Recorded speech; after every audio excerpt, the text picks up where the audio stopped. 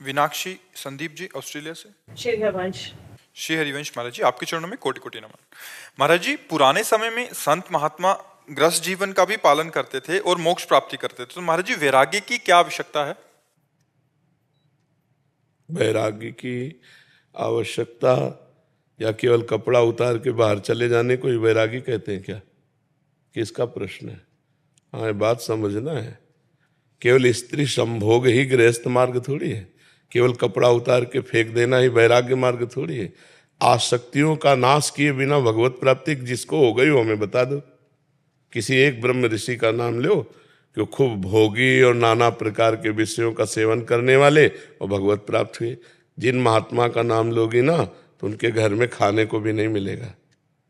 निरंतर भगवदाकार अस्थिमात्र हो रहे शरीरा और उनकी पत्नी देवी 8 पहर ऐसे तपस्वी पति की सेवा में, और फिर उनसे जो संतान हुई वो ब्रह्म ऋषि।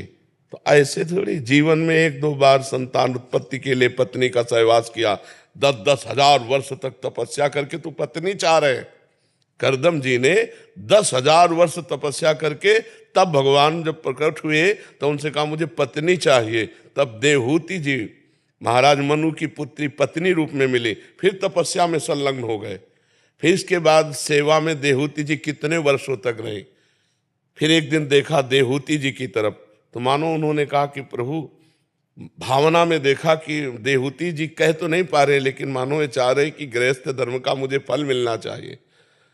तो अपने तपोबल से उन्होंने ऐसा विमान बनाया 9 खंड का और कहा स्नान करो सरोवर में। तो दिव्य देव शरीर 9 रूप धारण करके करदम जी ने 9 कन्याएं प्रकट की और भगवान कपिल देव जी वहां प्रकट हुए जिन्होंने उपदेश देकर माता पिता दोनों का परम मंगल किया।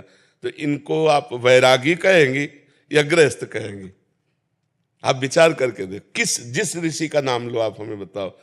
अब हम लोगों के भाग्य में वैराग्य मार्ग लिखा है, हम लोगों के भाग्य में भोग नहीं लिखा है, तो हम इस मार्ग से चल के भगवान को प्राप्त कर रहे हैं। आप लोगों के भाग्य में भोग है तो भोग को योग बनाते हुए भगवान की प्राप्ति करो। ऐसा थोड़ी कि तुम मनमानी भोग करो और भगवान को प्राप्त हो। तुम भगवान को प्राप्त हो क्या? इतने कितने भगवान को प्राप्त हैं हमें बताओ। भोग तो भोग रहे हो, कितने भगवान को प्राप्त हैं? तो वैरागी कितने भगवान को प्राप्त हैं? और जो रात दिन भजन में लगा है और भगवान को भोग लगा करके हर वस्तु भगवान, नाथ सकल संपदा तुम्हारी मैं सेवक समेत सुतनारी, वो गृहस्थ भगवान को प्राप्त हो जाएगा। भगवान को जो भजेगा वो भगवान को प्राप्त होगा, चाहे गृहस्थ हो चाहे विरक्त हो। अब कहते बनने की क्या आवश्यकता है?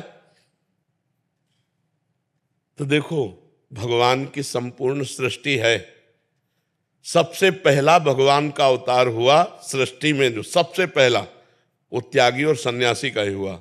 सनक, सनंदन, सनातन, सनत कुमार, सबसे पहले हमारे पूर्वज हैं सृष्टि के। 4 ब्रह्म ऋषि प्रकट हुए।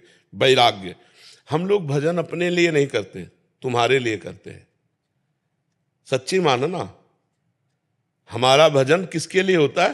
तुम्हारे लिए होता है।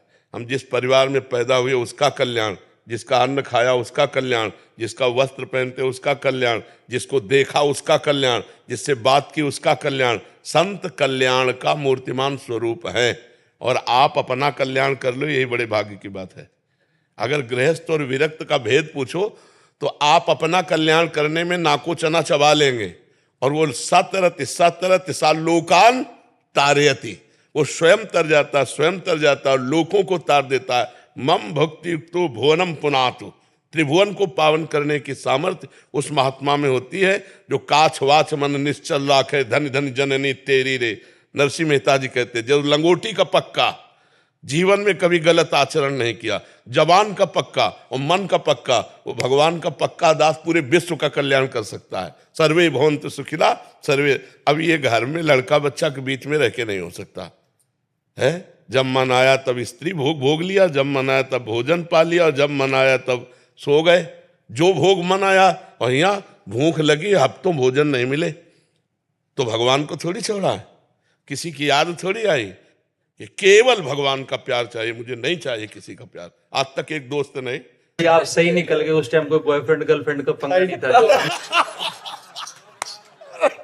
बहुत सही निकल गया। तो सोचिए हमारे जो जमाना है, हमारे जो पीढ़ी है, जैसे हम बाहर घूमते रहते हैं ना, तो बाबा जी ऐसे गर्लफ्रेंड नहीं है ना, उसको सोचते हैं अरे कैसा इंसान है, इसकी गर्लफ्रेंड नहीं है, मतलब कि उसको गिनते ही नहीं है। जैसे ही है बस कोई काम का नहीं है, कोई दोस्त नहीं बनने का, सोचे कि यार ये तो इसको दूर करो, ये क्या वैसे हमारे समय में नहीं था ये जब स्कूल जाते थे तो ये मतलब ये कोई प्रपंच की बात ही लेती कर नहीं है तो लोग हमसे कहते हैं तुम्हारी तो कोई गर्लफ्रेंड ही नहीं है। भगवान को बनाओ यार, इतना बढ़िया दोस्त है भगवान। प्रिया प्रीतम से मस्त रहो। देखो ऐसे हमें दोस्त मिल गए दोनों, प्रिया प्रीतम, श्यामा श्याम, कि पूछो मत, हमें किसी की जरूरत नहीं। ये तो भगवान ने सेवा दी इसलिए आपके सामने बैठ के बात करते हैं, नहीं ऐसे बैठने में जो सुख है वो ऐसे बैठने में नहीं है, आप समझ लो। हमें भी आप मिल गए।